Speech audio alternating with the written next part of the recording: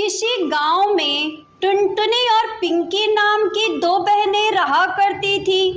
उनके माता पिता की मौत कुछ ही महीने पहले हो गई थी।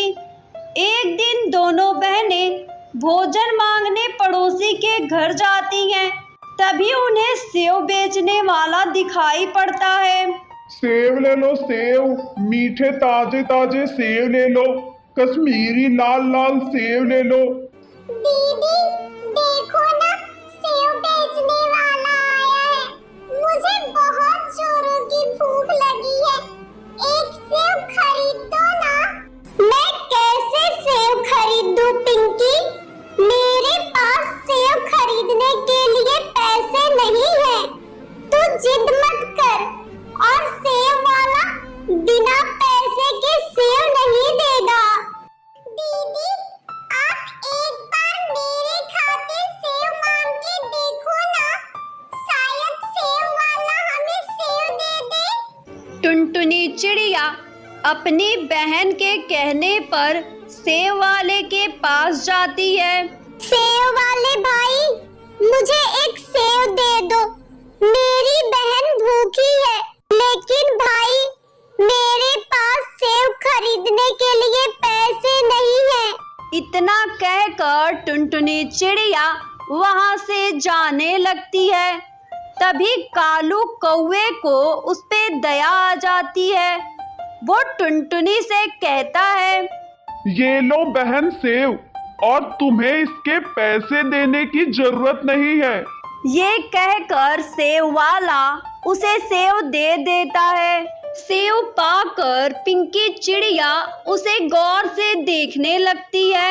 अरे पागल, तू इसे गौर से क्यों देख रही है? तुझे भूख लगी है ना? जल्दी से इसे खा ले। नहीं दीदी, मैं इसे नहीं खाऊंगी, क्योंकि मेरे दिमाग में एक आइडिया आया है।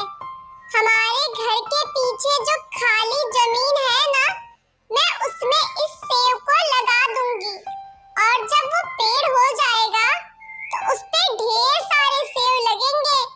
फिर हम जब चाहे तब तोड़कर सेव खा सकते हैं।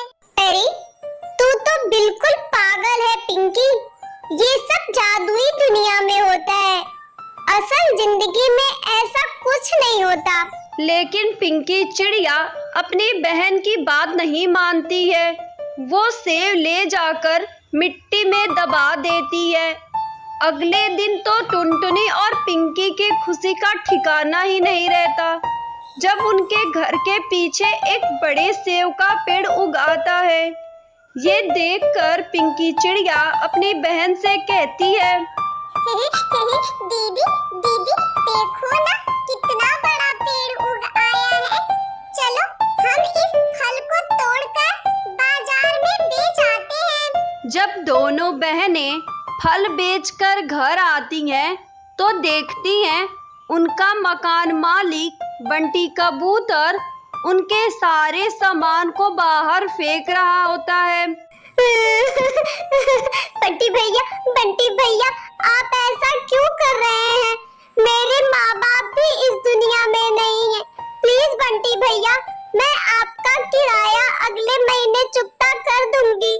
टुनटुनी चिड़िया के लाख गिड़गिड़ाने पर बंटी कबूतर उसकी बात नहीं सुनता। वो टुनटुनी और पिंकी के सारे सामान को निकालकर बाहर फेंक देता है। उसके बाद दोनों बहनें सेव के पेड़ के पास जाकर जोर जोर से रोने लगती हैं। तभी उस जादुई पेड़ से एक आवाज आती है, टुनटुनी, पिंकी, तुम रो मत, मैं एक जादुई पेड़ हूँ, मैं अभी तुम्हारे लिए घर बना देता हूँ। जादुई पेड़ के इतना कहते ही सेव का घर बनकर तैयार हो जाता है। ये देखकर दोनों बहनें बहुत ही खुश हो जाती हैं और खुशी खुशी अपनी जिंदगी वहीं बिताने लगती हैं।